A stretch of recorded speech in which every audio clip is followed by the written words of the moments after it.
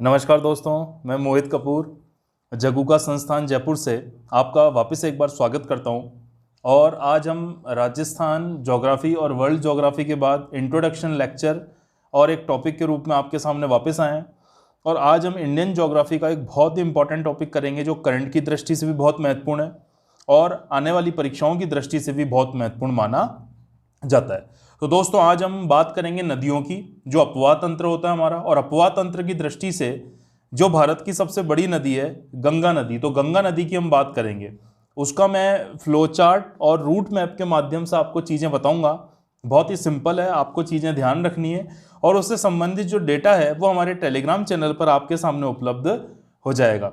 तो कृपया आप देखिए, जैसा कि आप देख रहे हैं हमारी स्क्रीन पर, ये भारत का नया मैप है। आपने देखा होगा भारत की स्थिति में चेंज आया था, क्योंकि जम्मू कश्मीर राज्य को हटाकर दो केंद्र शासित प्रदेश बनाए गए थे। एक तो जम्मू एंड कश्मीर और दूसरा केंद्र शासित प्रदेश जो बनाया गया था, ये कौन सा बनाया गया था? आपका लद्दाख। तो देखो, जम्मू कश्मीर हो गया और आपका लद्दाख हो गया, ये दो केंद्र शासित प्रदेश बनाए गए थे।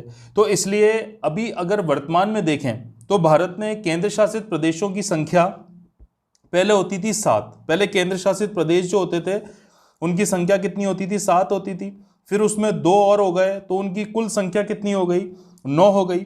और उसके बाद आपने देखा होगा जनवरी में 26 जनवरी 2020 से दमन और दीव और दादरा और नगर हवेली को मिलाकर एक ही कर दिया गया है। तो वर्तमान में भारत में केंद्र शासित प्रदेशों की संख्या कितनी है? 8 है। यह आपको बिल्कुल ध्यान रखना है। राज्य भी कितने हैं? 28 हैं। और केंद्र शासित प्रदेश भी हमारे कितने हैं? 28 है। ठीक है दोस्तों, तो चलिए आज मैं गंगा नदी समझाने जा रहा हूं।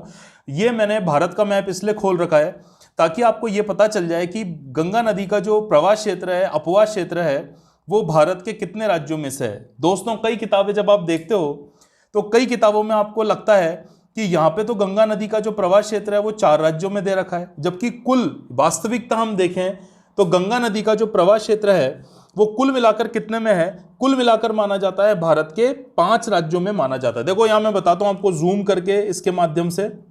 देखिए, गंगा नदी का जो प्रवाह क्षेत्र माना जाता है वो सबसे पहले जिस राज्य में माना जाता है वो है उत्तराखंड। गंगा नदी का उद्गम भी कहां से होता है? उत्तराखंड से होता है। उत्तराखंड के बाद गंगा नदी बहते हुए कहां पर आती है? उत्तर प्रदेश में आती है। तो दूसरा राज्य जो आपका हो गया वो कौन सा हो गया? उत्तर प्रदेश हो गया। उत्तर प्रदेश के बाद ये नदी कहां पर आती है? बिहार में आती है। तो तीसरा राज्य आपका कौन सा हो गया? बिहार हो गया। बिहार के बाद ये थोड़ा सा एंटर करती है झारखंड में, तो चौथा राज्य आपका कौन सा हो गया? झारखंड हो गया। और झारखंड के बाद 5वां राज्य आपका पश्चिमी बंगाल। और यहां आप क्लियर देख सकते हैं, पश्चिम बंगाल के बाद ये बांग्लादेश में प्रवेश करती है थ्रू सुंदरवन का डेल्टा। तो भारत में इनकी संख्या कितनी है? 5 राज्य है। अब यहाँ आपके क्वेश्चन यहाँ राइज होगा कि गंगा नदी की भारत में लंबाई कितनी है? तो भारत में गंगा नदी की लंबाई मानी जाती है 2525 किलोमीटर। अभी कुल मिलाकर अगर गंगा नदी की लंबाई की बात करें तो गंगा नदी की लंबाई कितनी मानी जाती है? 2525 किलोमीटर। 2525 कितनी मानी जाती है? माफ कीजिए, मैं सही कर देता हूं उसको। 2525 किलोमीटर भारत में लंबाई मानी जाती है। और भारत में कुल राज्य कितने राज्यों में से प्रवाहित होती है? 5 राज्यों में से प्रवाहित होती है।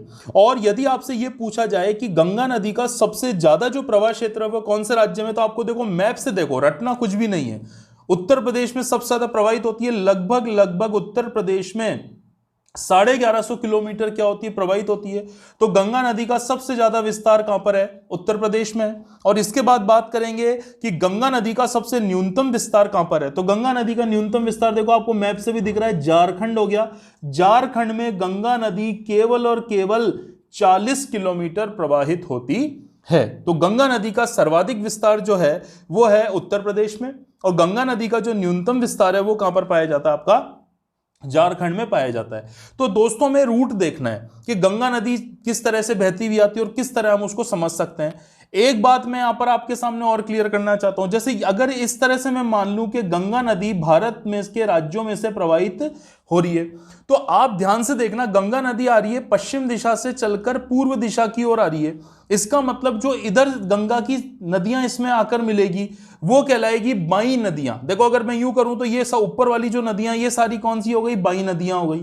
ठीक है। और ये इस तरह नीचे से जो नदियां मिलेगी ये गंगा की सारी दाई सहायक नदियां हो जाएगी। तो कभी कभी क्वेश्चन पूछ लिया जाता है कि गंगा की बाई सहायक नदियां कौन सी है, गंगा की दाई सहायक नदियां कौन सी है, गंगा की सबसे बड़ी सहायक नदी कौन सी है, और गंगा नदी का क्या महत्व है भारत के परिप्रेक्ष्य में। ठीक है, तो वो सब आपको मैं बताने वाला हूं। तो चलते हैं सीधे भारत के रूट मैप पर, गंगा नदी के रूट मैप पर, और साथ ही साथ जितने भी चित्र होंगे बीच बीच में वो चित्र भी मैं आपके सामने लेकर आऊंगा। और साथ में जैसे आपने देखा होगा फेमस हरिद्वार में गंगा नदी प्रवेश करती है, तो गंगा आरती का मैं एक शॉर्ट क्लिप भी आपको दिखाने वाला हूं। तो चलिए आगे इसमें शुरू करते हैं। देखिए मैं ये इसको स्क्रीन को आगे कर लेता हूं। अब आपके सामने देखो गंगा नदी का जो रूट मैप है, इसको मैं एक बार जो फोटो है इसको छोटा कर देते हैं बिल्कुल। ये देखिए आपको यहां गंगा नदी का रूट मैप दिखाई दे रहा है। तो देखो मैं एक एक चीज आपको यहां से समझाता हुआ चलूंगा, उसके लिए मैं इसको थोड़ा सा क्या करूंगा, जूम करूंगा। ठीक है, देखिए अब थोड़ा सा इसको समझने की आप प्रयास करना। हम आपको मैंने अभी इंडिया के मैप में बताया था हमें कहां से शुरू करना है, उत्तराखंड। तो मैं आपको राज्यों का क्रम बता दूं, पहला राज्य उत्तराखंड हो गया, दूसरा राज्य यूपी हो गया, तीसरा राज्य बिहार हो गया, चौथा राज्य झारखंड हो गया, और पांचवा राज्य कौन सा हो गया, पश्चिमी बंगाल हो गया। तो देखिए इसमें अगर मैं शुरू करता हूं सबसे पहले, तो सबसे पहले हम जाते हैं कहां पे, गंगोत्री। गंगोत्री जो है यहां पे गंगा माता का प्रसिद्ध मंदिर है, और साथ में गंगोत्री से भी जब ऊंचाई की तरफ चलते हैं तो एक ग्लेशियर आता है। ग्लेशियर होते हैं सामान्यतः दोस्तों बर्फ के पहाड़, और ये बर्फ के पहाड़ लगातार बनते हैं और ग्रीष्म काल में और शीतकाल में थोड़े थोड़े पिघलते रहते हैं, और इन्हीं से जो पानी बह के निकलता है उसी को हम नदी का रूप दे देते हैं। तो भारत के जो प्रमुख दो ग्लेशियर माने जाते हैं वो कौन कौन से माने जाते हैं, गंगोत्री और यमुनोत्री माने जाते हैं। क्लियर हो गया आपको यहां तक? ठीक है, देखिए गंगा नदी का उद्गम गंगोत्री से भी ऊंचाई की तरफ होता है। इस क्षेत्र को हम क्या बोलते हैं, गौमुख कहते हैं। देखो आपको स्क्रीन पर मैंने गौमुख बताया है, ये गौमुख है। देखिए आप ढंग से इसको देखिए, मैं बड़ा भी कर देता हूं इसको। ये गौमुख है, और इस गौमुख के पास से यहीं से गंगा नदी का क्या माना जाता है, उद्गम माना जाता है। एक बड़ा सा क्षेत्र है, एक बड़ा सा एरिया है, और गंगोत्री ग्लेशियर में से बहकर इसी गौमुख से गंगा नदी का प्रथम उद्गम माना जाता है। उम्मीद है आपने ये डायग्राम देख लिया होगा। ठीक है, फिर आगे चलते हैं। देखो जब हम यहां की बात करेंगे तो गंगा नदी को पृथ्वी पर लाने का जो श्रेय जाता है वो जाता है राजा भागीरथ को। तो राजा भागीरथ के नाम पर गंगा नदी का नाम भारत में जब ये अपने उद्गम से निकलती है तो अपने उद्गम पर इसको किस नाम से जाना जाता है, भागीरथी के नाम से जाना जाता है। तो अपने उद्गम पे ये क्या कहलाती है, भागीरथी कहलाती है।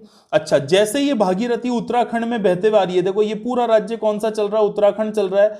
तो एक जगह आती है, इस जगह को बोलते हैं टिहरी, और टिहरी में भागीरथी नदी पर जो बांध बना हुआ है इसको हम क्या बोलते हैं, टिहरी बांध। भारत का सबसे ऊंचा बांध माना जाता है। मतलब क्षेत्रफल के हिसाब से नहीं बोल रहा मैं ऊंचाई के हिसाब से बोल रहा हूं। कंपैरेटिवली समुद्र तल से ऊंचाई के हिसाब से, समुद्र तल से ऊंचाई के हिसाब से भारत का सबसे ऊंचा बांध कौन सा हो गया, टिहरी बांध। और वैसे धरातल से जो सबसे ऊंचा बांध है वो कौन सा, आपका भाखड़ा बांध। ठीक है, अच्छा अब बात करते हैं हम नीचे की। जैसे जैसे ये भागीरथी बहकर आती है तो उत्तराखंड में एक जगह पहुंचती है, और इस जगह का नाम है आपका देखो देवप्रयाग। बहुत ही मोस्ट इंपॉर्टेंट जगह है, क्वेश्चन बार बार पूछा गया है तो आपको ध्यान रखना है। ये जगह आपकी देवप्रयाग हो गई। ठीक है, अच्छा दूसरा एक डायग्राम हाथों हाथ देखिए। देखो मैं यहां पे मार्कर से एक ग्लेशियर को टिक कर रहा हूं। इस ग्लेशियर का नाम है सतोपंथ ग्लेशियर। ठीक है, ये कहां पर है, बद्रीनाथ। आपने देखा होगा बद्रीनाथ के अभी कपाट खुले थे, बद्रीनाथ, केदारनाथ, गंगोत्री, यमुनोत्री सबके कपाट खुले थे। और बद्रीनाथ के पास ही एक गांव है माणा गांव, जिसे भारत का अंतिम गांव माना जाता है। क्वेश्चन आया हुआ है बहुत ज्यादा, आपको ध्यान रखना है। ठीक है, चीन से विवाद चल रहा है। अभी 2 साल पहले माणा गांव से होते हुए चीन के कुछ सैनिक भारत में घुस आए थे, उसको लेकर माणा गांव बहुत ज्यादा चर्चा में रहा था। ठीक है, तो यहां कौन सा ग्लेशियर है, सतोपंथ ग्लेशियर है। अच्छा, यहीं कौन सा तीर्थ है, बद्रीनाथ है, नाम सुना होगा आपने। और इसी बद्रीनाथ तीर्थ से कौन सी नदी का उद्गम होता है, अलकनंदा।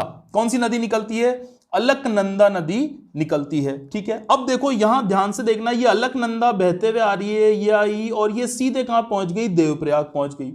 इधर ये अलकनंदा के कंपैरिजन में ये कौन सी नदी आ रही थी, भागीरथी आ रही थी। तो देखो ये भागीरथी नदी हो गई, ये इधर से अलकनंदा नदी हो गई, और ये दोनों नदियां जहां आकर मिलती है उस स्थान को हम क्या बोलते हैं, देवप्रयाग। तो देवप्रयाग कहां पर है, उत्तराखंड में। और देवप्रयाग में ही भागीरथी का नाम चेंज होकर गंगा पड़ जाता है। तो आपसे क्वेश्चन पूछा गया है कि भागीरथी नदी जो है उसे गंगा कहां पर पुकारते हैं, तो गंगा नाम कहां पड़ता है उसका, देवप्रयाग में पड़ता है। यहां दोस्तों 2 स्थान और दिए हैं, आपको ध्यान रखने। देखिए 2 स्थान कौन से बताना चाहता हूं। देखो यहां एक प्रसिद्ध तीर्थ स्थल है, भगवान शिव का धाम है केदारनाथ। ठीक है, भोले बाबा का धाम है, केदारनाथ है। केदारनाथ से कौन सी नदी निकलती है? मंदाकिनी। और मंदाकिनी जहां पर अलकनंदा में आकर मिल रही है, यह स्थान है रुद्रप्रयाग। ठीक है, अच्छा, ऐसे एक आपकी नदी हो गई कौन सी? धौली गंगा। ये देखिए धौली गंगा है, ये भी उत्तराखंड से निकल कर आ रही है, बद्रीनाथ के पास से धौली गंगा। और धौली गंगा जहां पर जाकर अलकनंदा में मिलती है, इस स्थान को क्या बोलते हैं? विष्णुप्रयाग। ये ऑप्शनल है, आपको ध्यान नहीं रखना हो तो डायरेक्ट आप भागीरथी और अलकनंदा इन दोनों नदियों को देवप्रयाग में क्या कर सकते हैं? आप अच्छे से इनको याद रख सकते हैं। ठीक है, अच्छा, तो ये तो हो गया आपका उत्तराखंड वाला क्षेत्र हो गया। अब देखो इसमें आगे चल के थोड़ा समझते हैं। जैसे जैसे गंगा नदी नीचे आती है तो देखो देवप्रयाग से आगे चलेंगे तो देवप्रयाग से आगे जो आपका क्षेत्र आता है, भाई देवप्रयाग में चलेंगे तो देवप्रयाग से आगे जो आपका क्षेत्र आता है, ये क्षेत्र आपका कौन सा आता है? ऋषिकेश। देखिए ये पूरा क्षेत्र कौन सा आपका? ऋषिकेश है। और ऋषिकेश भी एक पहाड़ी क्षेत्र माना जाता है। जैसे ऋषिकेश से आगे चलेंगे तो यहां पर क्या आ गया? हरिद्वार। ये देखिए हरिद्वार है, हरिद्वार में गंगा नदी बहती है, हर की पौड़ी है, गंगा आरती बहुत ज्यादा फेमस मानी जाती है। तो इसका एक क्लिप है जो आप पहले देखिए, बिल्कुल छोटा सा क्लिप है, 20 सेकंड का क्लिप है। इसको आप पहले गंगा आरती देखिए, फिर हम आगे चलते हैं यहां से। देखिए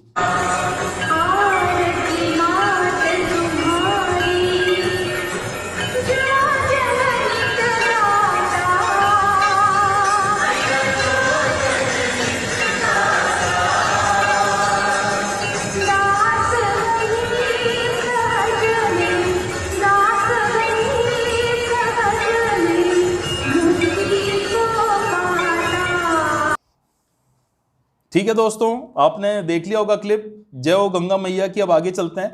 देखिए अब ये हरिद्वार क्षेत्र हो गया। अब हरिद्वार इंपॉर्टेंट पॉइंट क्यों माना जाता है? ध्यान से देखना आप, क्योंकि माना जाता है कि गंगा नदी अभी तक पर्वतों से बह रही थी और पर्वतों से मैदान में गंगा नदी जिस स्थान पर प्रवेश मानी जाती है, वो स्थान कौन सा हो गया आपका?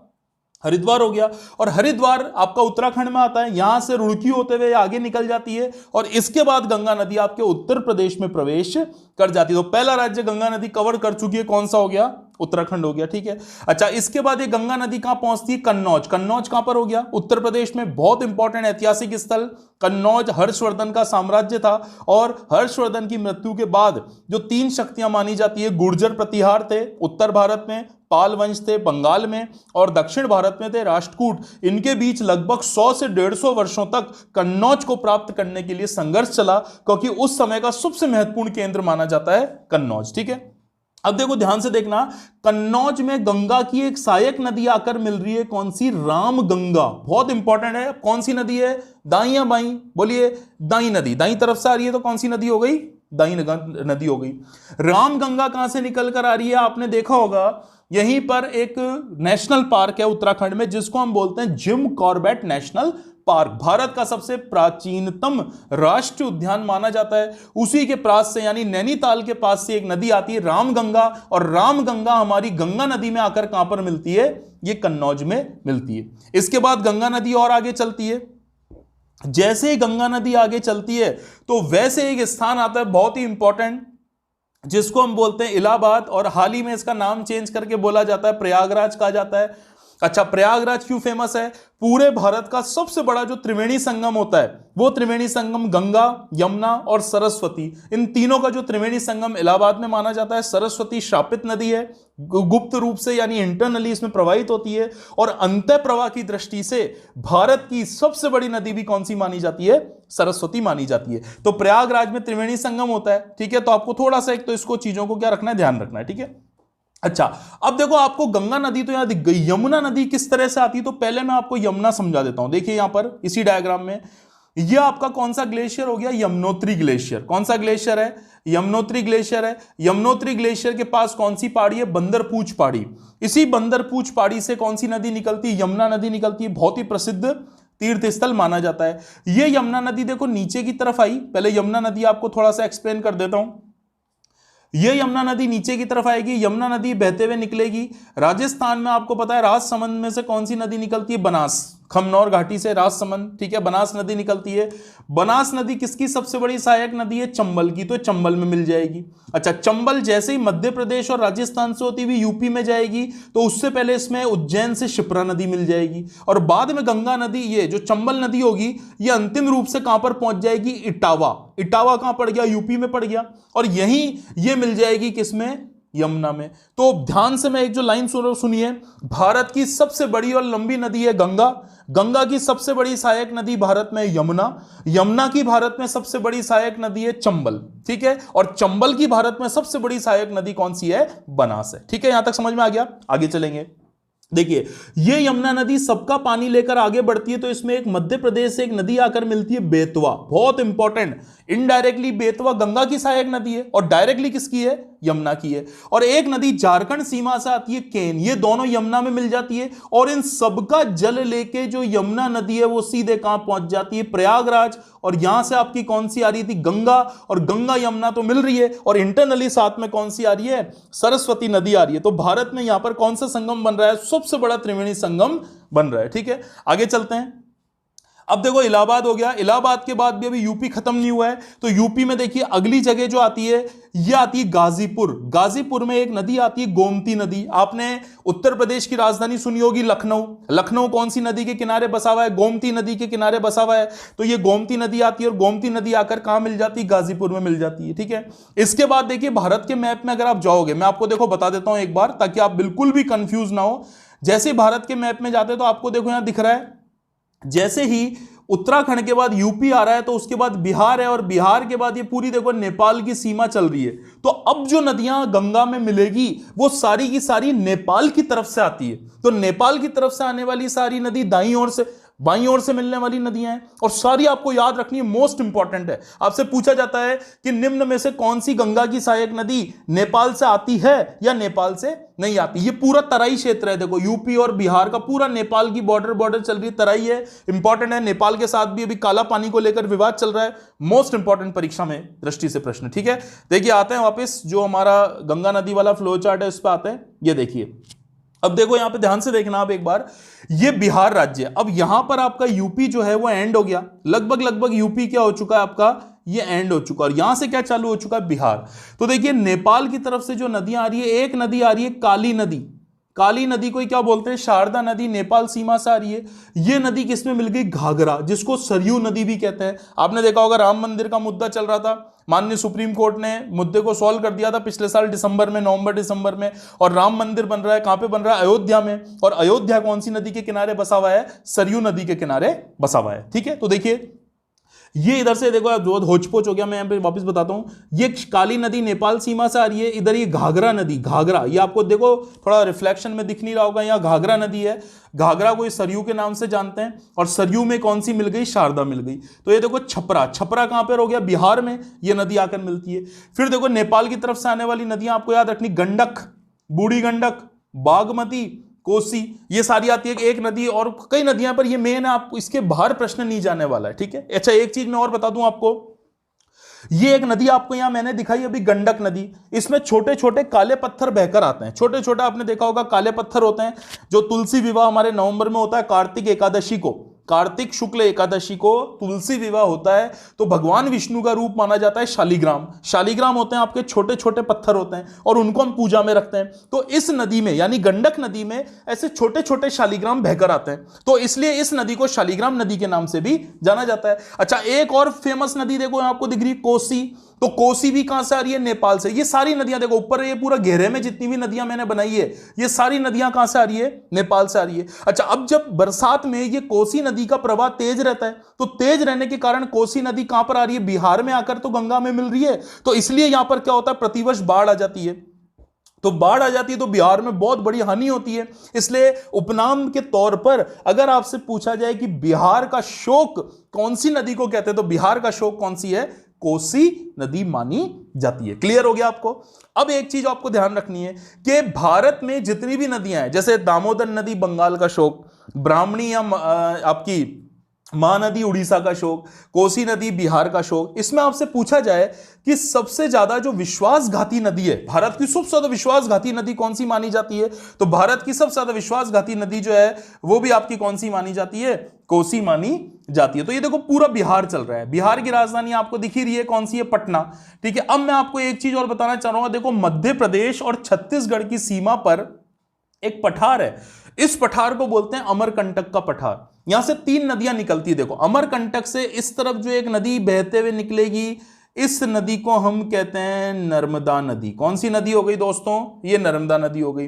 अच्छा, इसमें देखो ऊपर बहती हुई जा रही है, उत्तर से निकलकर दक्षिण से मुंह से निकली और उत्तर की तरफ बहती हुई जा रही है। कौन सी है? सोन नदी। और अमरकंटक से एक और नदी निकलती है, इस नदी को कहते हैं महानदी, जो कहां जाएगी? आपके उड़ीसा में जाएगी। तो 3 प्रमुख नदियों का उद्गम स्थल कौन सा माना जाता है? आपका अमरकंटक माना जाता है। तो देखो, ये अमरकंटक से कौन सी नदी निकली? सोन नदी निकली। जो अमरकंटक है, यहां से कौन सी नदी निकली? सोन। और सोन ऊपर की तरफ जा रही है, और उधर से कौन सी आ रही? गंगा। और गंगा में कौन सी मिल जाएगी? सोन। और जहां गंगा और सोन का मिक्स होता है, वहीं पर आपका कौन सा शहर बसा हुआ है? पटना। और पटना को ही प्राचीन काल में हम क्या कहते थे? पाटलिपुत्र कहते थे। देखो, आपने देखा है सोन नदी है, और सोन नदी गई, और सोन नदी जाकर सीधे पटना के पास किस में मिल गई? गंगा में मिल गई। ठीक है, इसके बाद गंगा नदी देखो यहां पहुंचती है। ये जो क्षेत्र पूरा कौन सा आपका? झारखंड है। कौन सा है? झारखंड है। तो झारखंड में केवल और केवल ये 40 किलोमीटर तक क्या होती है? प्रवाहित होती है। और झारखंड से होकर ये चीजें यहां से पश्चिम बंगाल में क्या कर जाती है? प्रवेश कर जाती है। देखो, जैसे पश्चिम बंगाल में प्रवेश करी गंगा, वैसे गंगा में से एक धारा अलग हो गई, अभी मिल नहीं रही है। अभी ध्यान से देखना, ये बाहर आ रही है, तो इसको हम बोलते हैं हुगली। ये जो धारा बाहर आई, इस नदी को हम क्या कहते हैं? हुगली नदी, जिस पर प्रसिद्ध कौन सा ब्रिज बना हुआ है? हावड़ा ब्रिज बना हुआ है। तो ये आपकी नदी कौन सी हो गई? हुगली नदी हो गई। और आपको एक नदी और दिख रही है यहां पर, देखो, एक नदी है दामोदर। कौन सी नदी हो गई? दामोदर नदी हो गई। ये दामोदर किस में मिल गई? हुगली में मिल गई। और ये दामोदर बंगाल में जाएगी, और बंगाल में इसकी वजह से क्या आएगी? बाढ़ आएगी। तो इसलिए बंगाल का जो शोक है, भाई बंगाल है, तो बंगाल का जो शोक है वो कौन सी नदी को कहते हैं? हम दामोदर नदी को कहते हैं। तो ये चीज भी आपको इसमें क्या रखनी है? ध्यान रखनी है कि जो बंगाल का शोक है, बंगाल का शोक कौन सी नदी मानी जाती है? दामोदर नदी मानी जाती है। यही बंगाल में देखो आपको दोस्तों दिखाई दे रहा है कौन सा बैराज हो गया? फरक्का बैराज। फरक्का बैराज या फरक्का बांध पूछा जाता है तो कहां पर है? बंगाल में। और इसी तरह बंगाल में से बहते हुए ये नदी की हुगली की जो ब्रांच है वो तो आकर गिर जाती है सीधे बंगाल की खाड़ी में। कहां?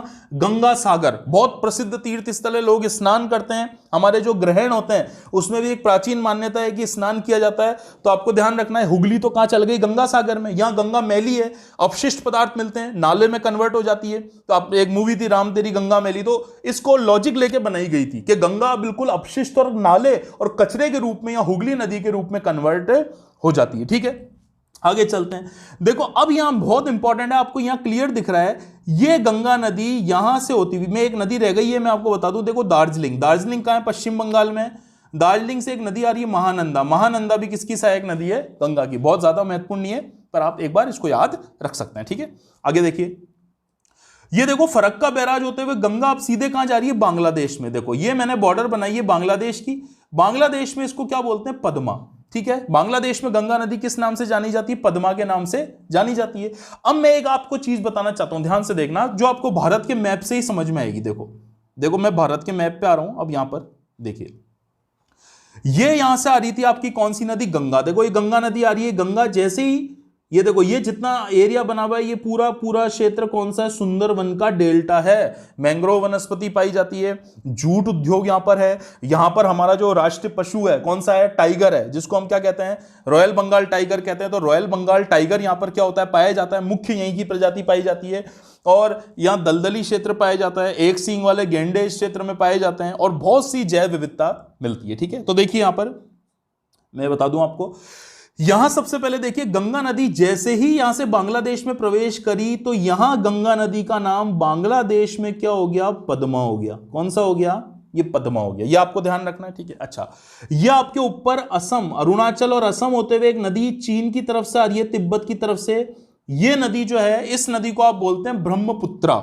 और जैसे ब्रह्मपुत्रा बांग्लादेश में गई, तो ब्रह्मपुत्रा को बांग्लादेश में क्या बोलते हैं? जमुना। क्या बोलते हैं इसको? ये जमुना नाम से जानते हैं। और जब बांग्लादेश में देखो, गंगा नदी क्या है? पद्मा है। यहां मैं बता देता हूं, देखो एक बार देखो, देखो यहां ध्यान से देखो, आप इधर से आ रही है भारत से। ये देखो, ये आप इधर मान लो, ये गंगा नदी जैसे ही बांग्लादेश में गई, इसको बोला पद्मा। ये ब्रह्मपुत्र जैसे ही भारत में बहते हुए बांग्लादेश में गई, इसको बोल दिया जमुना। और जहां पे पद्मा और जमुना दोनों मिल जाती है, उस नदी का नया नाम जो पड़ जाता है, उसको हम क्या बोल देते हैं? मेघना। इसको क्या बोल देते हैं? मेघना। तो मेघना नदी कहां की प्रमुख सहायक, प्रमुख नदी हो गई? बांग्लादेश की नदी हो गई, जो सुंदरवन के डेल्टा क्षेत्र में बहती है। अच्छा, ये जो डेल्टा है इसको हम सुंदरवन का डेल्टा क्यों कहते हैं? क्योंकि उसका एक लॉजिक है। लॉजिक क्या है मैं आपको बता दूं। चूंकि यहां पर सुंदरी नामक वृक्ष पाए जाते हैं, ये देखो ये सुंदरवन का डेल्टा है, यहां सुंदरी नामक वृक्ष पाए जाते हैं, इसलिए इसको क्या बोलते हैं? सुंदरवन का डेल्टा कहते हैं। और ये जो क्षेत्र है ये दो नदियों ने बनाया है, एक तो किसने बनाया है? गंगा ने, और दूसरा किसने बनाया? ब्रह्मपुत्र ने, इसलिए इसको गंगा ब्रह्मपुत्र का डेल्टा भी कहते हैं। और दुनिया का सबसे बड़ा डेल्टा भी जो है वो यही वाला माना जाता है। मैं कुछ डायग्राम आपको दिखाना चाह रहा हूं, वो आप देखिए। देखिए ये जो पहला डायग्राम है इसमें आपको मैंग्रोव वनस्पति दिखाई दे रही है, और ये एक छोटा सा एक फोटो है किसका? सुंदरवन के डेल्टे का। ठीक है, देख लिया आपने। दूसरे चित्र में आप देख पा रहे हैं एक रॉयल बंगाल टाइगर है, और रॉयल बंगाल जो टाइगर है वो यहां पर दिखाई दे रहा है, ये भी डेल्टा क्षेत्र है।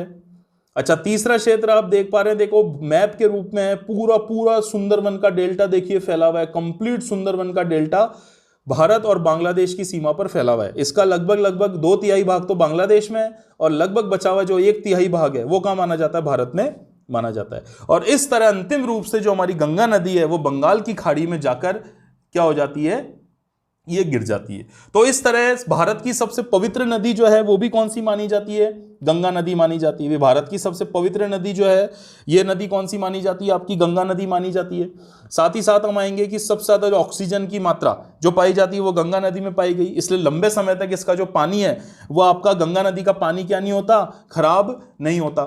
साथ ही साथ देखेंगे कि जो गंगा नदी हाल ही में जो लॉकडाउन रहा लंबे समय तक, तो गंगा नदी काफी ज्यादा मात्रा में क्या हो गई? शुद्ध हो गई, तो इसलिए उसमें प्रदूषण की मात्रा भी कम हो गई। अच्छा, हमारे भारत में गंगा नदी को बचाने के लिए एक अभियान की शुरुआत हुई थी 2015-16 से। इस अभियान को बोला गया था नमामि गंगे अभियान, नमामि गंगे अभियान, ताकि गंगा नदी को क्या कर सके? हम शुद्ध कर सके। तो इस तरह देखो दोस्तों, छोटी छोटी बातें हैं जो आपको यहां पर क्या रखनी है? ध्यान रखनी है, ताकि आप ज्यादा अच्छे से इस गंगा नदी को समझ पाओ और परीक्षा में इसको परफॉर्म कर सको। मैं एक आपको 2 मिनट का टाइम दे रहा हूं। अब इसका गंगा नदी का जो फ्लो चार्ट है इसका आप स्क्रीनशॉट ले लीजिए। इसका स्क्रीनशॉट आप ले लो एक बार, इसका स्क्रीनशॉट ले लो, ताकि आप बाद में जब भी गंगा नदी पढ़ो तो आपको इसमें किसी भी प्रकार की समस्या नहीं आए। मोस्ट इंपॉर्टेंट टॉपिक था परीक्षा के हिसाब से, इसलिए मैं आपके सामने आज ये टॉपिक लेकर आया हूं, और आने वाले दिनों में इसी प्रकार के टॉपिक आते रहेंगे। साथ ही साथ हम एक दिन अल्टरनेट, एक दिन तो लेक्चर लेंगे, और एक दिन जब तक लॉकडाउन चल रहा है तब तक हम ऑब्जेक्टिव प्रश्न भी आपको देते रहेंगे। तो वो ऑब्जेक्टिव प्रश्न भी आपको क्या रखने? ध्यान रखने। ठीक है, उम्मीद है आपको समझ में आया होगा। चैनल को सब्सक्राइब करें, वीडियो पसंद आया तो लाइक करें, शेयर करें, और कोई समस्या आती है तो कमेंट करें। बहुत बहुत आपका धन्यवाद।